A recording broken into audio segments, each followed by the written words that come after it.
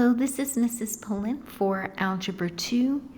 In this video, I'm going to go over some additional problems from the Unit 7 review sheet. So I'm going to start off with number 16. Given secant of A is negative 16 over square root of 207 and that the angle is in quadrant 2, find the exact value of sine of A in simplest radical form using a rational denominator. So the first thing you want to do is draw your angle in quadrant 2. Draw a perpendicular line down, and from the origin to that point you're going to make your radius. And we're going to write down SOHCAHTOA because that's what all trig is based on, the ratio of the sides. And we know secant is the reciprocal of cosine, so it's hypotenuse over adjacent. So that's negative 16 over square root of 207. Now you have to be careful when labeling the sides. So the hypotenuse is always positive. So although it looks like the negative is attached to the 16, it could be either numerator or denominator, or it's possible both the numerator and denominator, but in this case hypotenuse is always positive, and therefore the adjacent side is what takes on that negative. So to find that missing side, I'm going to use Pythagorean theorem. So it's negative square root of 207 squared plus x squared is equal to 16 squared. Remember, when you're squaring a negative number, it's always positive. So that's 207 plus x squared is 256. And then we're going to subtract 207 from both sides, and we get x squared is equal to 49. And you're going to take the square root of both sides, so you get plus or minus 7. Is it positive or negative? Well, when you're in quadrant 2, the x is negative and the y is positive. X is horizontal, y is vertical. So in this case, your y is positive 7. So we're using quadrant 2, so we're using positive 7. Okay, now I want to find sine of A. So sine of A is opposite, here's opposite over hypotenuse, so it's 7 over 16.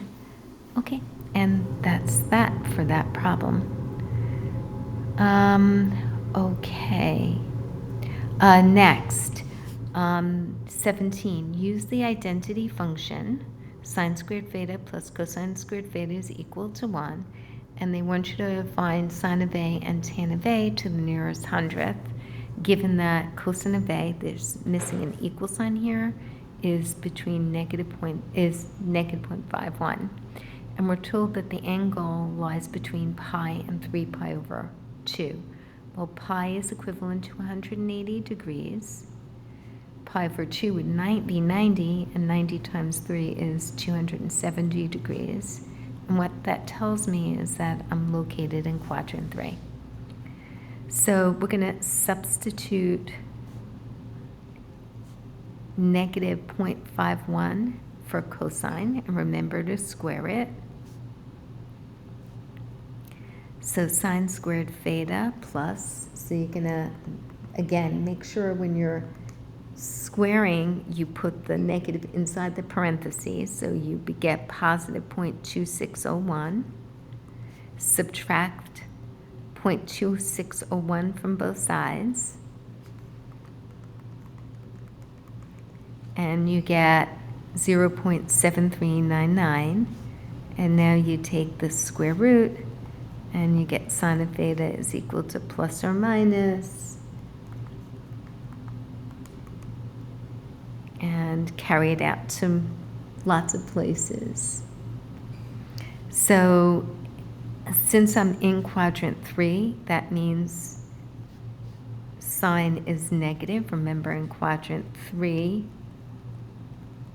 either you can use this, only tan is positive, or sine, which is y, is negative. So to the nearest hundredth would be negative 0.86. So that's for part A.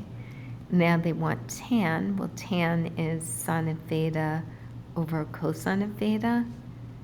So it's negative, and you would use the one that's not simplified yet, because you always simplify at the end. And negative divided by negative is a positive. But if I take negative 0.86017 and divide it by negative 0.51, I get positive 1.6866, and so to the nearest hundredth is 1.69. 18. Which of the following angles is the cosecant undefined? And there are a couple of ways you can do it. You could just use the unit circle. And this is 0, 90, 180, 270, 360. And this is 10, 0, 1, negative 10, 0, negative 1, and back to 1, 0. So cosecant's the reciprocal of sine, right? So cosecant of theta is 1 over y. So when you have 0 in the denominator, the function's undefined. So at 90 degrees, it would be 1 over 1, because that's our y is 1. So it's not here, it's not undefined here. At 270, it would be 1 over negative 1, because the y is negative 1, which is negative 1. And at 180, it's going to be 1 over y is 0, so that's when it's undefined.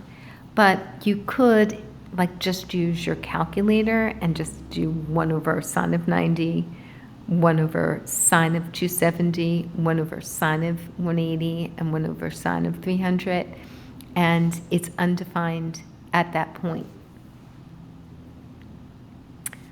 Number 19, in a circle with radius 10 and an angle measuring 5 pi over 6 radians, intercepts an arc, find the length of the arc in simplest form. So here you have an angle. They really should have said central angle here. I think that's my fault. I forgot to add that. I'll correct it for next year. So here's my radius of 10, and we know my central angle is 5 pi over 6, and I'm looking to find the intercepted arc, the length of the arc, which is represented by S. So this is where you use SOAR. So this is 5 pi over 6, and the radius is 10. So that would be 50 pi over 6, and in simplest form, that would be 25 pi over 3. And you can skip number 21 if you're in the regions class. But I'll do number 20 first. In a circle, an angle of 7 pi over 6. So we have that central angle, which they should have said here. Measures 7 pi over 6 radians, and they gave you the arc of 21 pi over 2, and they want you to find the radius. So it would still be SOAR. So the intercepted arc is 25 pi over 2. The central angle is 7 pi over 6, and we're solving for the radius. And the easiest way to solve for this is just take the reciprocal of 7 pi over 6.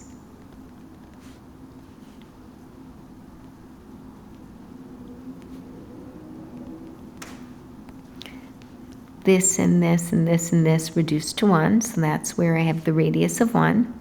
The pi's cross reduce, and then you could go 6 times 21 is 126 over 14. and when you simplify that, the radius is 9. And I am going to do problem number 21 as my last problem. I want to simplify tan of theta over secant of theta. So that's the same thing as tan of theta divided by secant of theta. And that's the same thing as sine of theta over cosine of theta divided by secant of theta is 1 over cosine of theta. So that's sine of theta over cosine of theta times the reciprocal. The cosines reduce out and you're left with sine of theta. Well, I hope this video was helpful, and I will see you soon.